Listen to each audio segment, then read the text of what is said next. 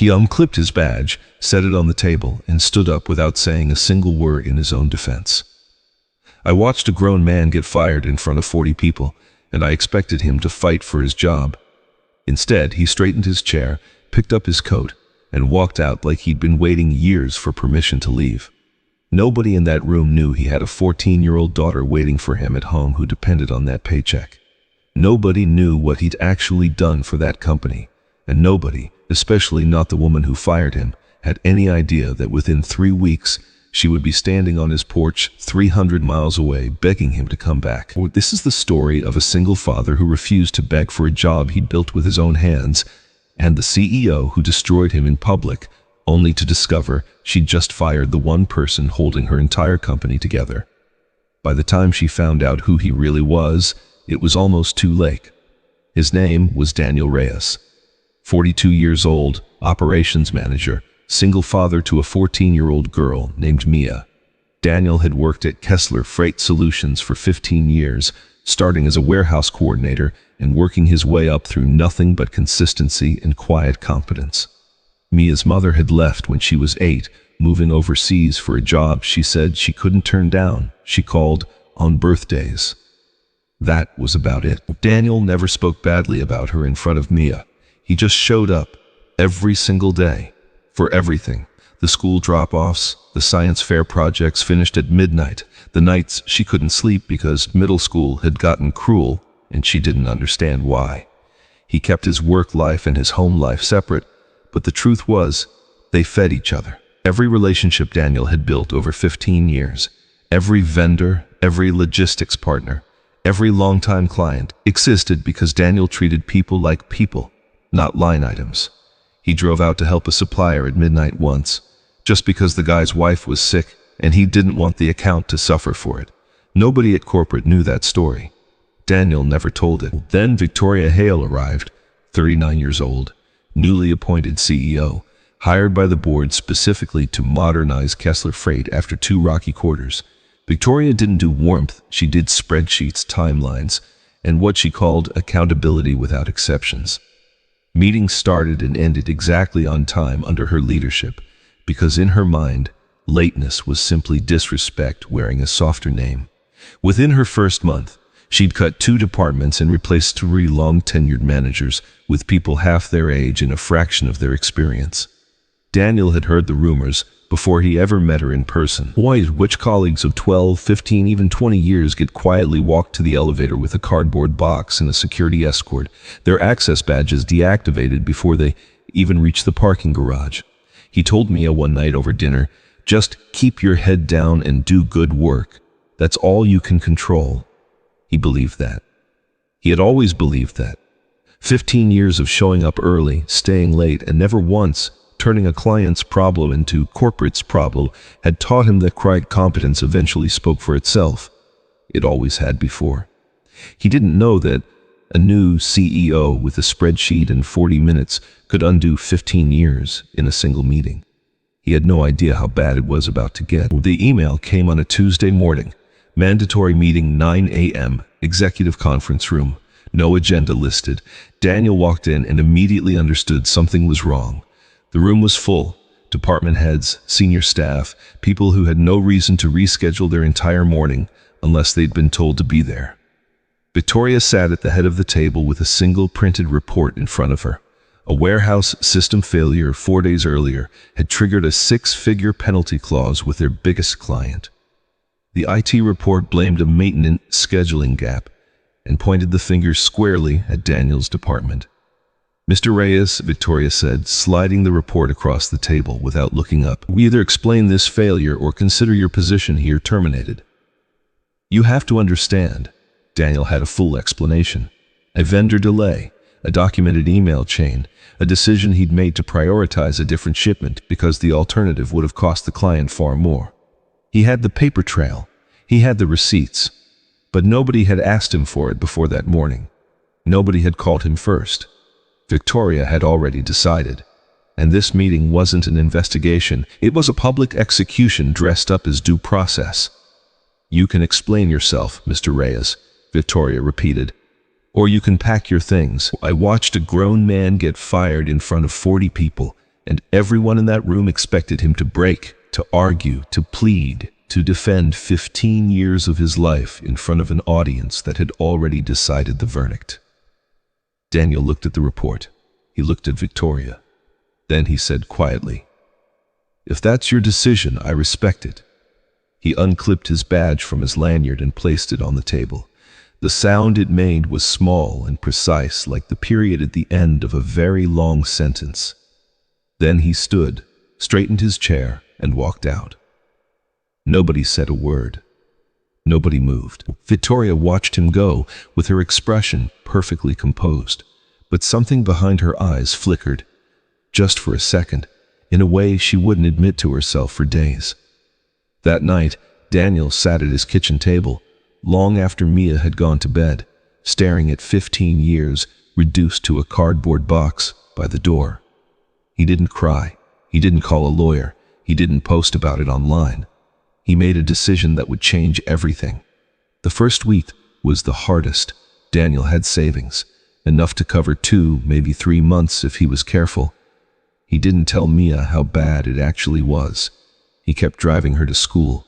He kept making her breakfast. He kept the routine exactly the same, because she had already lost one parent to distance, and he wasn't going to let her feel the ground shift under her again. At night, after she was asleep, he sat alone with his laptop and a legal pad, going through 15 years of memory, every vendor he'd personally rebuilt trust with, every crisis he'd quietly absorbed so it never reached the board, every dollar he'd have been owed in recognition and never once asked for. He remembered the year the company nearly folded, a funding gap that almost ended everything before most of his colleagues had even been hired. He remembered what he'd done about it. Nobody at Kessler under the age of 50 even knew that story existed. Short sentences, always quiet at nights, a daughter asleep down the hall, who trusted him completely and had no idea how close the walls were to closing in.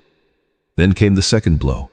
A letter from the bank, a missed mortgage notice, an error, it turned out, from HR delaying his final paycheck processing by 3 weeks out of what they called standard procedure, or the degree part that could have cost him his house. He sat on the edge of his bed that night and let himself feel it, just for a moment. The exhaustion, the unfairness, the years of loyalty that had bought him nothing but a cardboard box and a delayed paycheck. He thought about calling Victoria's office directly. He thought about showing up at Kessler with his folder of emails and demanding someone finally look at the evidence he'd had all along. He thought about a lot of things that night. Sitting in the dark with the house quiet around him and Mia's door closed down the hall. What would you have done? In that position, 15 years of work, a daughter counting on you, and a system that had already decided your explanation didn't matter enough to ask for it? He didn't make a single phone call that night. He just sat with it. He let himself feel exactly how alone he was for about 10 minutes, and then he did something he hadn't done in years. He made a list, not of grievances, of names. I realized then, no one was coming to save me. Well, I had to save myself. He didn't call a lawyer. He didn't call the press. He called the people who actually knew him. Week by week, quietly, methodically, Daniel started reaching out. Not to complain, not to warn them off Kessler, just to check in the way he always had. A supplier in Ohio he'd helped years ago. A logistics partner in Denver who'd once told him he only did business with people he trusted. A compliance firm that had stayed loyal to Kessler for 9 straight years because of one man who always picked up the phone. He didn't ask them for anything. He just listened. And in listening, he started to understand something Kessler's leadership never had. That the company wasn't running on Victoria's spreadsheets. He was running on relationships 15 years in the making, and every single one of them ran through him. He started documenting, quietly, not for revenge, for clarity, every contract he'd personally rescued, every crisis with his name buried in a footnote nobody read. Meanwhile, without him lifting a finger, something began happening at Kessler that no algorithm could have predicted. The vendor in Ohio paused his contract pending a review of terms. The logistics partner in Denver stopped answering scheduling requests. The compliance firm sent a short, polite note saying they were reassessing the relationship. None of it looked like sabotage. It looked like a slow tide going out, quietly revealing just how much of the shoreline one man had been holding up the entire time. Daniel had no idea at first how much was unraveling behind him. He was just trying to keep his own house standing. They had no idea what was coming. Victoria found the envelope on her desk on a Thursday morning. No sender's name. Inside were files spanning 15 years, vendor histories, old memos, a handwritten note from the company's founder that read simply, "Daniel handled it. Don't let this become a talking point." She read for 3 hours without stopping. At the end, the company she thought she understood had quietly disappeared, replaced by one she barely recognized. Built, held together, and repeatedly saved by a man she'd fired in front of 40 people over a report he never got the chance to explain. She flew out herself. No assistant, no security, no press. Just a rental car and a 2-lane road that ended at a small house near the water where Daniel had taken Mia to live with his sister while he figured out his next move. He opened the door in an old flannel shirt, holding a cup of coffee, and looked at her the way he'd looked at that conference room. Without hostility, without surprise, like he'd been half expecting this and simply waiting to see if she'd bother. "You want to sit on the porch?" he asked. It wasn't really a question. They sat. The wind came off the water. For almost 5 minutes, neither of them spoke. The longest silence Victoria had sat in without reaching for a talking point in over a decade.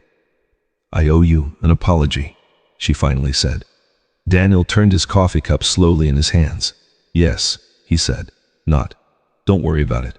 Not water under the bridge. Just an honest confirmation that an apology was, in fact, owed." "What surprised me wasn't getting let go," he said. "I always knew I could be replaced on an org chart. What surprised me was that nobody asked. If someone had just asked, I would have explained everything. The vendor delay, the email chain, the reasoning behind the call I made.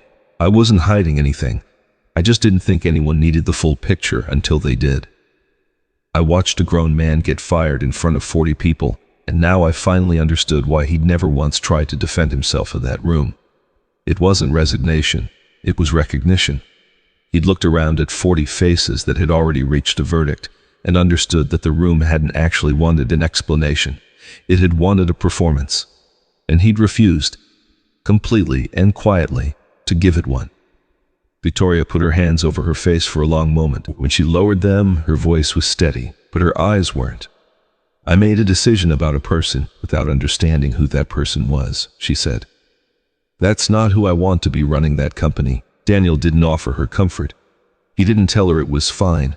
He just let the apology exist in the space between them, honest and unrushed, the way he let most things exist. Victoria asked him to come back, not as an employee, as someone with real ownership of what came next. Daniel didn't answer right away.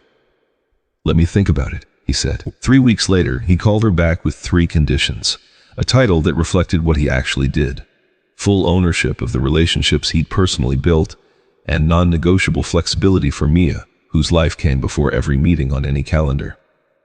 Victoria said yes to all 3 without hesitation. At the next shareholder meeting, Victoria stood in front of 300 people and said something that wasn't in any prepared script. She told them about a man named Daniel Reyes, what he'd built, what he'd carried, and what she'd dearly thrown away with a single sentence in a conference room. The applause that followed wasn't polite. It was the kind that comes from somewhere specific in a person's chest when something true finally gets said out loud.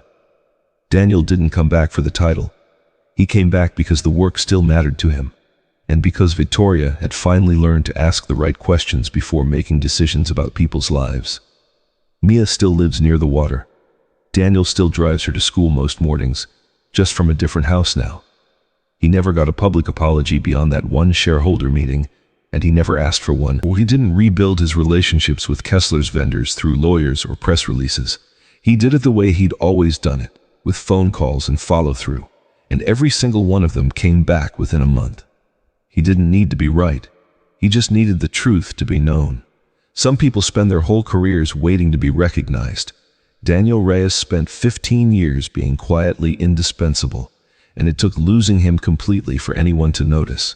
He never begged for his job back. In the end, he didn't have to.